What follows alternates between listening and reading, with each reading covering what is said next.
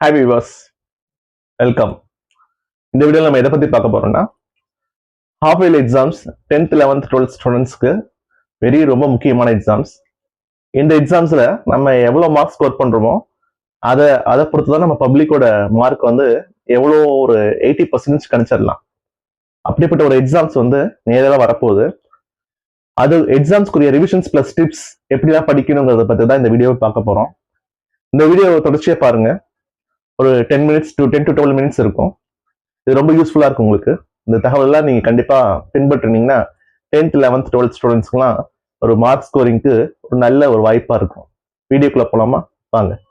First நீங்கள் half yearly எக்ஸாமில் அப்படின்னாவே ஃபுல் போர்ஷன்ஸ் புக்கு ஃபுல்லும் நம்மளுக்கு சிலபஸாக இருக்கும், எக்ஸாம் சிலபஸாக இருக்கும். அப்படிங்கும்போது நிறைய ஸ்டூடெண்ட்ஸ்க்கு இது ஒரு ஃபியர் இருக்கும்.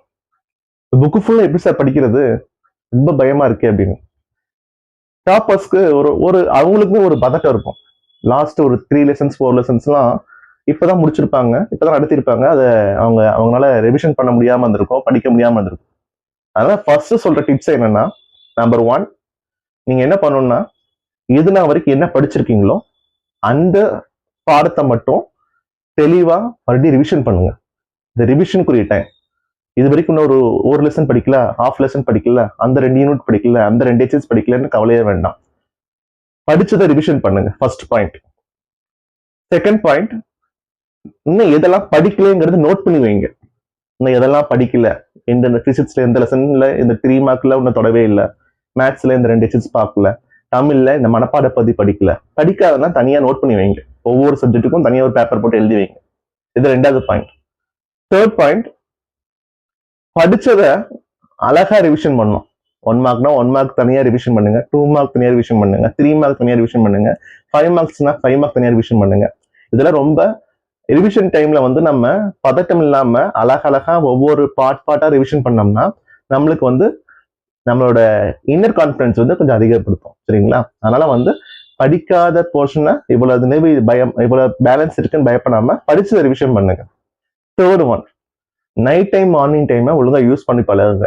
இந்த இன்னொரு 4 days 5 daysல எக்ஸாம் ஸ்டார்ட் பண்ண போது, அதுக்கப்புறம் தொடர்ச்சியா உங்களுக்கு ரிவிஷன் எக்ஸாம்ஸ் இருக்கும், அதுக்கப்புறம் மாடல் ப்ராக்டிகல்ஸுக்கு இந்த தொடர்ச்சியா எக்ஸாம் பப்ளிக் எக்ஸாம் வரைக்கும் உங்களுக்கு ரொட்டீனா ரிவிஷன்ஸ் போயிட்டு இருக்கும் எல்லா ஸ்கூல்ஸ்லயுமே, private and government schools ரெண்டுலயுமே.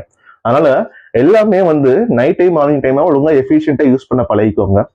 Fourth one, first mid term quarterly, second mid term நடந்திருக்கும் கண்டிப்பா எல்லாத்துக்கும். அதுக்குரிய கொஸ்டின்ஸை கொஞ்சம் ரிவ்யூ பண்ணுங்க. என்ன மாதிரிலாம் கொஸ்டின்ஸ்லாம் கேட்கறாங்க, லாஸ்ட் இயரோட இந்த இயர் எப்படி கொஸ்டின்ஸ் கேட்கறாங்க, அதே மாதிரி last year half yearly question பேப்பரும் last year public question paper எடுத்து பாருங்க. இது எந்தெந்த கொஸ்டின்ஸ்லாம் வந்திருக்கு, எந்தெந்த கொஸ்டின் எப்படி கேட்டிருக்காங்க அப்படின்னு, கம்பல்சரி கொஸ்டின் எப்படி அட்டன் பண்றது அப்படிங்கிறதெல்லாம் கொஞ்சம் ரிவ்யூ பண்ணிக்கோம். சரிங்களா? அதுக்கப்புறம் ரிவிஷன்ஸ்லயே வந்து நிறைய வெரைட்டி ஆஃப் ரிவிஷன்ஸ் இருக்கு. நீங்க ஒவ்வொரு சிலபஸையும் ஒவ்வொரு சப்ஜெக்ட் எடுத்துட்டோம்னா ஃபர்ஸ்ட் டிவிஷன் தனியா முடிக்கணும், செகண்ட் டிவிஷன் முடிக்கணும், தேர்ட் டிவிஷன். ஒரு தேர்ட் டிவிஷனுக்கு போனீங்கன்னா நல்லாவே உங்களுக்கு கொஸ்டின்ஸ்ல எக்ஸாம் டைம்ல அந்த ஆன்சரை ஈஸியா கெட் பண்ணி கொடுக்கும். ஒரு சில பேர் அரைக்கறையா வேகமா படிச்சுட்டு போவீங்க, அது வந்து எக்ஸாம் டைம்ல நம்மளுக்கு ரீகலெக்ட் பண்ணிட்டு கை கொடுக்காது. அதனால வந்து first division, second division, third division அப்படின்னு சொல்லிட்டு ஒரு சப்ஜெக்ட் ஒரு லெசனையே 3 தடவை ரிவிஷன் பண்ணுங்க. அதுதான் உங்களுக்கு வந்து ரொம்ப எஃபெக்டிவா இருக்கும். இப்ப இருந்து பண்ணிட்டு போனீங்கன்னா ஒவ்வொரு ரிவிஷன் எக்ஸாமுக்கும் செகண்ட் டிவிஷன், தேர்ட் டிவிஷன், அப்புறம் ஃபைனல் பப்ளிக்லாம் ரொம்ப நீங்க ப்ரிப்பேர்டா ரெடி ஆயிருவீங்க. ஃபோர்த் ஒன், தேவையில்லாம பதட்டம் வேண்டாம். தேவையில்லாம பதட்டம்னா இந்த கொஸ்டின்ஸ் நான் படிக்கல எக்ஸாமுக்கு வருமானலாம் இல்லை. ரொம்ப கான்ஃபிடென்ட்டா இருங்க. நான் இதுதான் படிச்சிருக்கேன், இதுதான் எனக்கு எக்ஸாமுக்கு வரும், இதை தவிர வேற எது வராது. வேற எது வந்தாலும் அந்த 3 ஹவர்ஸ்ல நான் மேனேஜ் பண்ணி என்னால் எழுத முடியும், அந்த கொஸ்டின் அட்டன் பண்ண முடியும் அப்படிங்கறது கொஞ்சம் ப்ரிப்பேர்டா இருங்க. சரிங்களா? அதே மாதிரி ஸ்கூல் டீச்சர்ஸ் டீச் பண்ணும் போதே ஒரு சில இம்பார்ட்டன்ட் கொஸ்டின்ஸ், ஒரு சில இம்பார்ட்டன்ட் நோட் பண்ணி கொடுத்துருப்பாங்க. அந்த கொஸ்டின்ஸ்லாம் நல்லா ஃபாஸ்டா ரிவைஸ் பண்ணுங்க. அப்புறம் ஒரு சில இதுல எழுதி பார்க்கறதுக்கு கொஞ்சம் தயக்க பண்ணாம எழுதி பாருங்க. எழுதி பார்க்கறது ரொம்ப மஸ்ட். அதே சமயத்துல எழுதி பார்க்கணும்னு சொல்லிட்டு ரொம்ப நேரம் எழுதிட்டு இருந்தீங்கன்னா ரிவிஷன் பண்ண முடியாது. அதனால வந்து அதிக நேரம் 75% படிக்கிறதுக்கு நேரம் ஒதுக்குவாங்க, 25% ஒரு சில மறக்கிறதெல்லாம் எழுதி பாருங்க. எழுதி பார்க்கறது மஸ்ட். சரிங்களா? அதே சமயத்துல ப்ரீவியஸ் கொஸ்டின் பேப்பர் கோத்ரூ பண்ணுன்னு சொல்லியாச்சு, அதுவும் மஸ்ட் தான். அதே சமயத்துல படிச்சதை மட்டும் ரிவிஷன் பண்ணுன்னு சொல்லியாச்சு, அதுவும் மஸ்ட் தான். அதே சமயத்துல முன்னாடி படிக்காத இருக்கிறதுல எதெல்லாம் இருக்கோ அதை தனியாக நோட் பண்ணி வைங்க. நோட் பண்ணி வைக்கிறது மட்டும் இல்லாம அதை ஆஃப்டர் ஹாஃப் இயர்லிக்கு அப்புறம் அதை நம்ம இருக்கிற நாட்கள்ல ஃபர்ஸ்ட் டிவிஷன் கூட இடையில ஒரு 10 or 15 days இருக்கும்.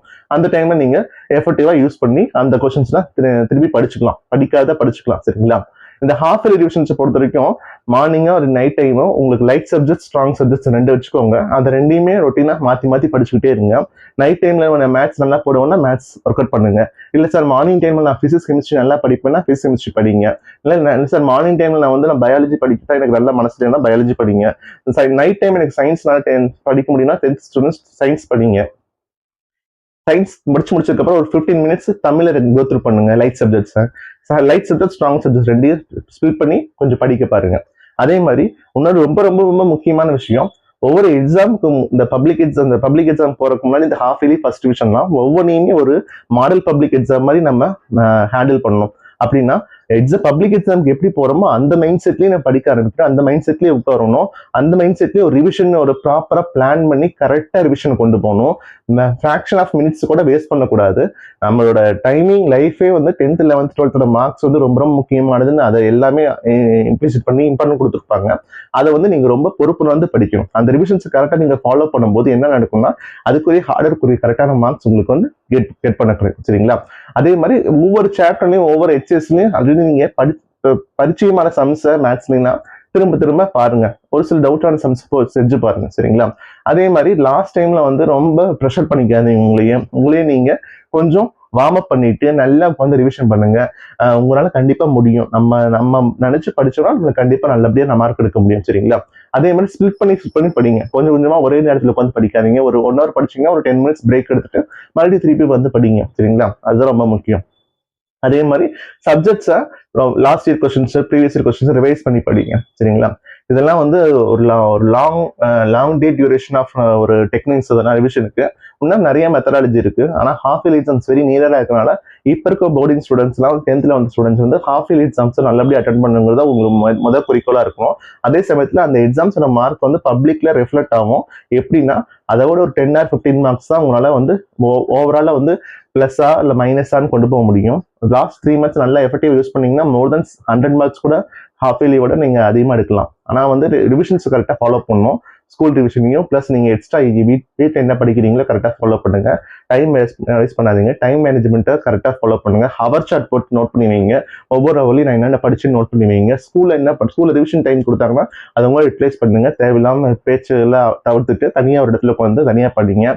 டீச்சர்ஸ் ஒழுங்கா யூஸ் பண்ணிக்கோங்க. உங்க ஃப்ரெண்ட்ஸை நல்லா யூஸ் பண்ணிக்கோங்க. உங்களுக்கு எந்தெந்த ஃப்ரெண்ட்ஸ் நல்லா சப்ஜெக்ட்ஸ் நல்லா படிக்கிறானோ அந்தந்த ஃப்ரெண்ட்ஸ்ல போய் டவுட்ஸ் கிளியர் பண்ணிக்கோங்க. ஒரு எஃபெக்டிவ் சர்க்கிள் உருவாக்கிட்டு உங்க எஃபெக்டிவ் ஹோம் எக்ஸ்பீரியன்ஸ் உங்க அம்மா அப்பாட்ட பாசிட்டிவா சொல்லுங்க. கண்டிப்பா நான் இந்த மார்க் எடுத்துருவேன். இந்த மார்க் எடுத்துட்டு கண்டிப்பா நான் ஒரு 10th ஒரு 450 மேல எடுப்பேன். 12th ஒரு 550 மேல கண்டிப்பா என்னால எடுக்க முடியும்னு உங்க அப்பா அம்மாட்ட கொஞ்சம் ஸ்ட்ராங் ஒரு பாசிட்டிவ் வைப்ஸை உருவாக்குங்க. அதே சமயத்துக்கு ஹவர் ஷார்ட் மெயின்டைன் பண்ணி கரெக்டா ஃபாலோ பண்ணுங்க. பிளஸ் இந்த திங்ஸ் எல்லாம் ஃபாலோ பண்ணும்போது உங்களுக்கு தயக்கம் வரலாம். இது படிக்காம இருக்கேன், ரிவிஷன்ஸ் என்ன பண்றதுன்னு யோசிக்கலாம். அதனால revisions upcoming first revision second ரிவிஷன்ல பாத்துக்கலாம். அதனால நீங்க பயப்படவே வேண்டாம். இந்த ஹாஃப் இயர்லி எக்ஸாம எந்த பயம் இல்லாம தயக்கம் இல்லாம அட்டன் பண்ணுங்க. உங்களுக்கு எல்லா வகையிலும் இந்த சேனல்ல டியூட்டர் சேனல் சப்போர்ட் பண்ணும். கண்டிப்பா நம்ம சேனலை சப்ஸ்கிரைப் பண்ணுங்க. சப்ஸ்கிரைப் பண்ணி பெல் ஐக்கான கிளிக் பண்ணுங்க. அதே சமயத்துல வரக்கூடிய அப்கமிங் வீடியோஸையும் பாருங்க. ரொம்ப எஃபெக்டிவா இருக்கும். நிறைய இம்பார்ட்டன்ட் கொஸ்டின்ஸ் நிறைய இம்பார்ட்டன்ட் ப்ராப்ளம்ஸ் பிளஸ் இம்பார்ட்டன்ஸ் மற்ற ப்ரீவியஸ் இயர் கொஸ்டின்ஸ்லாம் இந்த சேனல்ல அப்லோட் பண்ண போறேன். கண்டிப்பா பாருங்க. தேங்க்யூ. பை.